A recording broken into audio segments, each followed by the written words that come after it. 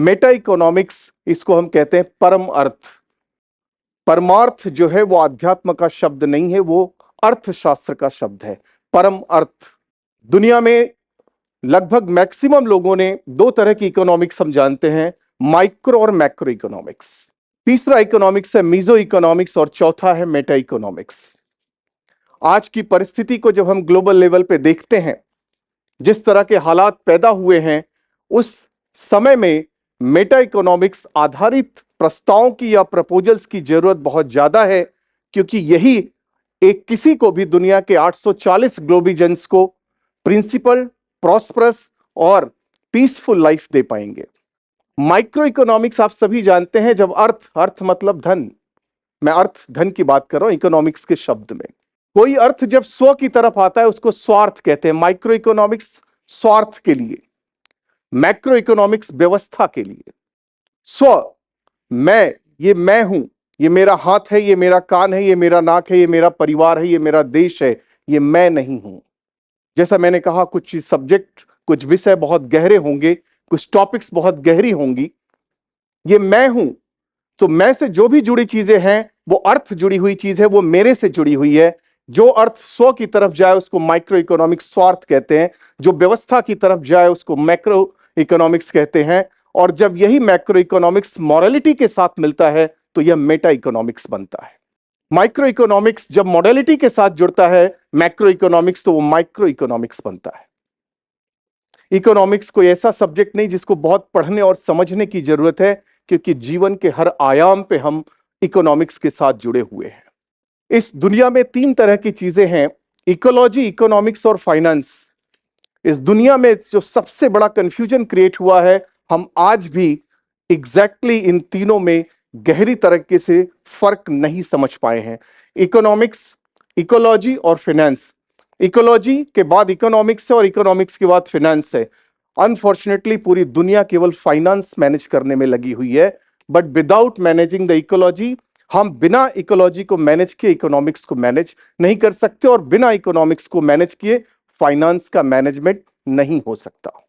संसाधनों का मैनेजमेंट है इकोनॉमिक्स और वित्त शास्त्र है फाइनेंस का मैनेजमेंट। इकोलॉजी जो नेचर ने दी हुई है, सोर्स और रिसोर्स। सोर्स नेचर ने दिया है, रिसोर्स हम बनाते हैं। ये जीवन के इवोल्यूशन में केवल एक मैनकाइंड या ह्यूमन ऐसा है जिसने चीजों को रिसोर्स करके लेना शुरू किया, बाकी सभी ने एट सोर्स वो लेते हैं।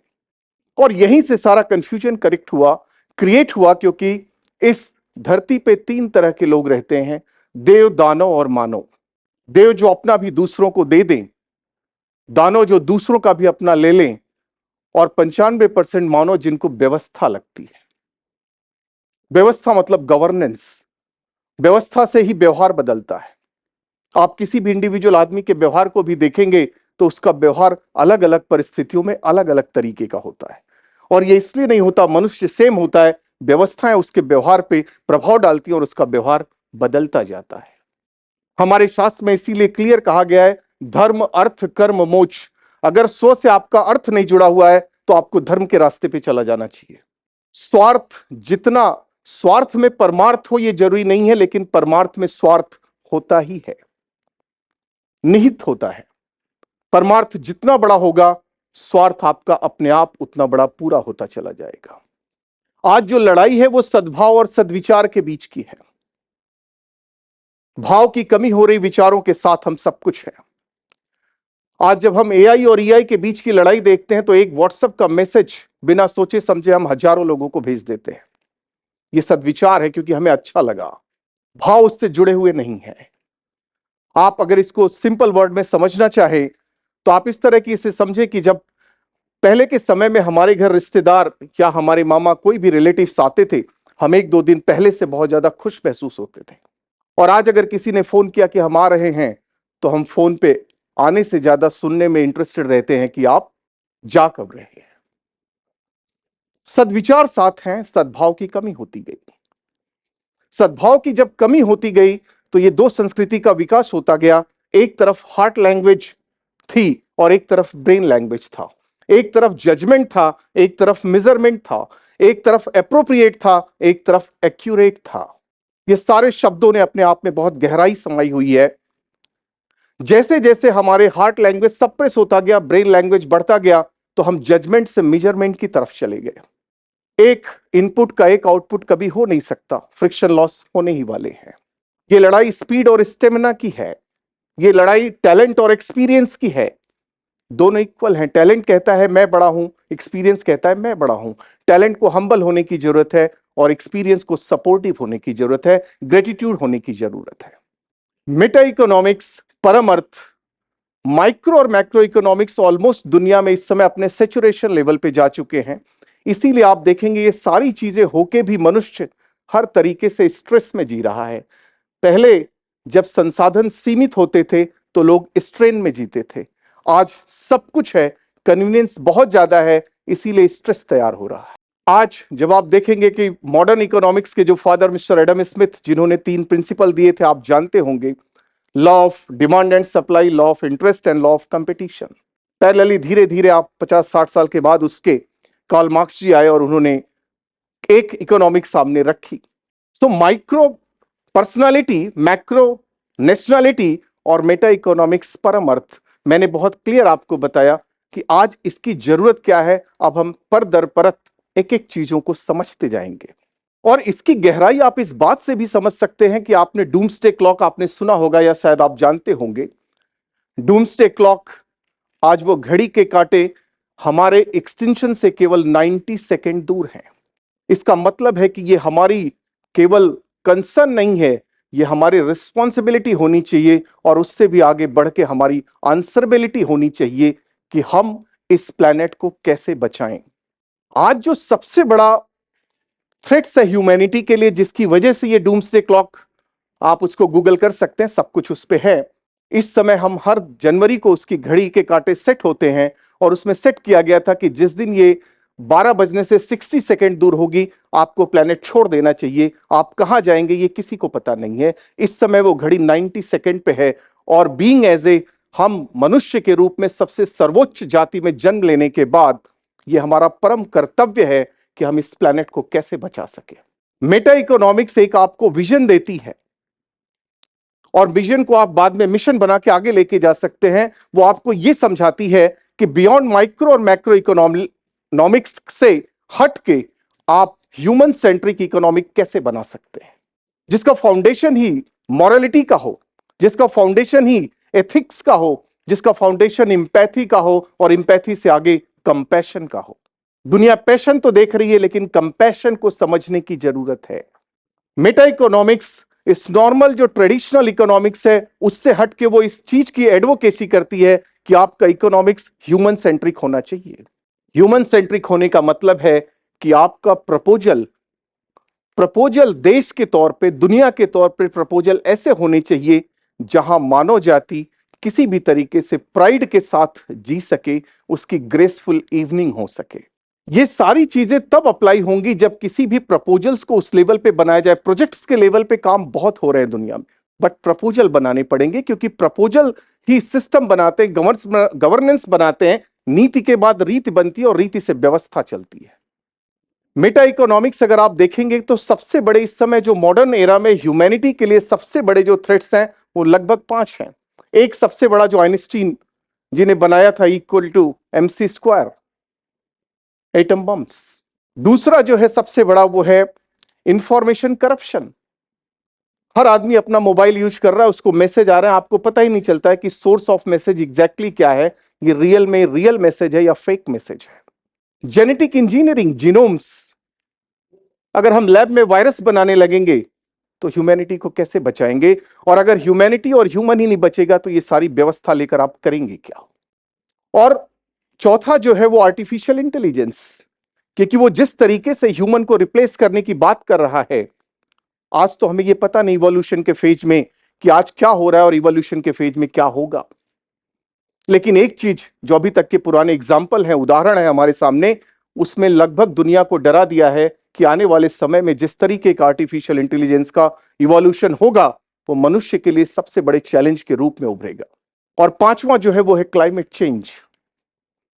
सबसे बड़े ये 5 ह्यूमैनिटी के थ्रेट्स हैं जिसकी वजह से आप देखेंगे ये डूम्सडे क्लॉक, जहां 24 नोबेल लॉरिएट ने एक साथ आके उन्होंने इस मेटाफोर को, नॉट प्रिडिक्शन, उन्होंने इसको मेटाफोर के तौर पे बनाया था, और जो हमेशा दुनिया को, ह्यूमैनिटी को क्या थ्रेट्स हैं और हम किस जगह खड़े हैं उसके बारे में आपको ये एजुकेट करता रहता है। अपना जीवन, हम मनुष्य हैं, जीवन इंश्योर्ड नहीं एश्योर्ड होना चाहिए। आज के तमाम डेवलपमेंट में जिस तरीके का स्ट्रेस युवा पीढ़ी और एक सीनियर सिटीजन के दोनों के बीच में, और जब हम ग्लोबल सप्लाई चेन में जुड़े हुए हैं, आज के समय में हम ग्लोबल सप्लाई चेन से जुड़े हुए हैं। दुनिया के तमाम देश जहां इन्फ्लेशन फील कर रहे हैं, वहां दुनिया के तमाम देश डिफ्लेशन भी महसूस कर रहे हैं। जब हम ग्लोबल सप्लाई चेन में हैं और हमने पैसे को सर्वोच्च, सबसे बड़ा बना दिया, तो पैसों का सॉल्यूशन तो पैसों से ही देना पड़ेगा। कैसे? हम धीरे धीरे इकोनॉमिक्स से फाइनेंस की तरफ शिफ्ट हो गए, इकोलॉजी से इकोनॉमिक्स और इकोनॉमिक्स से फाइनेंस। पहले वैल्यू के बदले वैल्यू एक्सचेंज होती थी, जिसको हम बार्टर सिस्टम कहते हैं। धीरे धीरे वो गोल्ड स्टैंडर्ड पे आ गया, तो हम इकोनॉमिक्स पे आ गए, और धीरे धीरे आज जो आपके और मेरे पास जो भी पैसा है वह कॉन्स्टिट्यूशनल राइट से कंट्रोल होता है किसी भी देश का। गोल्ड स्टैंडर्ड दुनिया में ऑलमोस्ट 1956 से खत्म हो गया। तो आज आपके पास जो रियल में करेंसी है किसी भी देश की हो, वो उस कॉन्स्टिट्यूशन से जुड़ी हुई है। इस तरीके से हमने अपने को इकोलॉजी से फाइनेंस पे ले आए, और हम खाली फाइनेंस को मैनेज करते रह गए। परिस्थितियां इस तरह क्रिएट हो गई कि आज की, मैंने जो कहा कि जिस तरह से आज युवा पीढ़ी, किसी भी देश में दो तरह की पॉपुलेशंस हैं, पॉपुलेशन साइजेस अलग अलग एज ग्रुप की हो सकती हैं, लेकिन मेजर चैलेंज जो है वो यूथ और सीनियर सिटीजन्स के बीच का है। हमें दोनों को बैलेंस करना है। ग्लोबल सप्लाई चेन में जब हम हैं, तो हमें इस तरह के प्रपोजल्स बनाने हैं on the basis of Meta economics. Meta economics के बेस पे ऐसे प्रस्ताव, ऐसे प्रपोजल्स का निर्माण करना है जो इन दोनों को साथ लेके चले। एक तरफ सीनियर सिटीजन्स को ग्लोबल सप्लाई चेन से बाहर करके कंजम्पशन मोड पे लाना है, और दूसरी तरफ युवा को ग्लोबल सप्लाई चेन में, जिस तरह से एक तरफ जब डिमांड एंड होगी तो सप्लाई होगी, और यही सबसे बड़ा रोजगार का सृजन होगा। मेटा इकोनॉमिक्स हमेशा कहता है कि 100% लोगों का स्वार्थ पूरा ही होगा। वही मेटा इकोनॉमिक्स है। जिसमें किसी एक आदमी का भी नुकसान हो रहा हो, वो मेटा इकोनॉमिक्स नहीं है। मेटा इकोनॉमिक्स अपने अंदर 100% माइक्रो और मैक्रो इकोनॉमिक्स को लेके ही चलता है, क्योंकि परमार्थ का बेसिक फाउंडेशन ही है जहां गवर्नमेंट चीजों को मॉरलिटी के साथ जोड़ती है। हमें लोगों के हाथ में परचेजिंग पावर देनी है। जब मैंने कहा कि जब पैसा सर्वोच्च हो गया, अर्थ मतलब आप धन समझिएगा, अर्थ से ही स्वार्थ है, अर्थ से ही परमार्थ है, और अर्थ से ही पुरुषार्थ है। एक बेगर और एक कस्टमर में इतना ही फर्क है कि बेगर की जेब में परचेजिंग पावर नहीं है और कस्टमर की जेब में परचेजिंग पावर है, इसलिए वो जा सकता है किसी भी होटल में। मेटा इकोनॉमिक्स हमेशा इस चीज की एडवोकेसी करता है कि आप one blanket policy under the align with the micro और मैक्रो इकोनॉमिक्स को साथ लेते हुए आप कैसे बनाएंगे। और चूंकि मैं अपने कॉर्पोरेट वर्किंग के साथ साथ मैं पिछले 16-17 सालों से अर्थक्रांति का वॉलंटियर भी हूं, तो हमने एक प्रस्ताव बनाया हुआ है और समाज के सामने उसको रखा हुआ है, मेटा इकोनॉमिक्स आधारित। जैसा मैंने कहा कि आज इन सारे शब्दों को समझने की जरूरत है गहराई से, और देश को मिलके ये कोशिश करनी है, हमारे देश को ही नहीं अपितु पूरे अंतरराष्ट्रीय लेवल पे पूरे ग्लोबिजेंस के लिए ऐसी पॉलिसीज होनी चाहिए, बियॉन्ड बाउंड्रीज होनी चाहिए जो मानवता को सर्वोच्च रख सके। अब तो समय यह भी आ गया जहां आपको नेशनैलिटी से ऊपर उठ के ह्यूमैनिटी की बात करनी पड़ेगी, और यही वो चीज है जो व्यवस्था दे पाएगी जिसके अंदर सभी लोग प्रिंसिपल, प्रॉस्परस और पीसफुल जीवन जी सकते हैं। आप जानते हैं दुनिया में 3 ही चीज हैं जो लगभग अल्टीमेट ट्रूथ है। एक है जन्म, दूसरा है मृत्यु, और तीसरा है चेंज, और चौथा टैक्स, क्योंकि टैक्स तो रहेगा ही व्यवस्था को चलाने के लिए। जन्म हमारे हाथ में नहीं होता। हम किसके घर में जन्म लेंगे, किस देश में जन्म लेंगे, ये हमारे हाथ में नहीं है। हम कोई कैपिटेशन फीस देते हैं क्या कि मुझे इसी घर में जन्म लेना है? दुर्भाग्य से दुनिया ने सारा रेफरेंस जन्म का लेके रखा हुआ है, और सारे इज्म यहीं से पैदा होते हैं, कास्टिज्म, कैपिटलिज्म, कम्युनिज्म। जन्म को एबॉर्ट भी किया जा सकता है, लेकिन मृत्यु अल्टीमेट सत्य है, और एक दूसरे को मिलके हम ग्रेसफुल इवनिंग सभी को दे सकते हैं। चेंज होता ही रहेगा, क्योंकि धरती घूम रही है तो आप घूमेंगे ही। आप कुछ भी ना करें, एज बढ़ने वाली है और आप यहां से एक दिन जाने वाले हैं, लेकिन जाते वक्त ग्रेसफुल इवनिंग होनी चाहिए और दुनिया को प्राइड के साथ गुड बाय करके जाना चाहिए। ये मनुष्य जाति में जन्म लेने के बाद ये व्यवस्था मुझे ऐसी चाहिए कि मैं मनुष्य के रूप में जन्म लेने के बाद मैं प्राइड के साथ डिग्निफाइड लाइफ जी सकूं, ग्रेसफुल इवनिंग यहां कर सकूं और जाते वक्त प्राइड के साथ इस दुनिया को गुड बाय करके जाना चाहूं। आज मैंने आपके सामने ये क्रक्स रखा मेटा इकोनॉमिक्स का।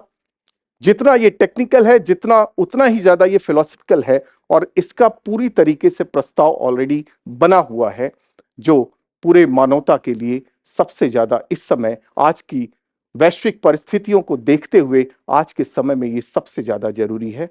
मैं यहीं पे समाप्त करता हूं। थैंक यू, नमस्कार।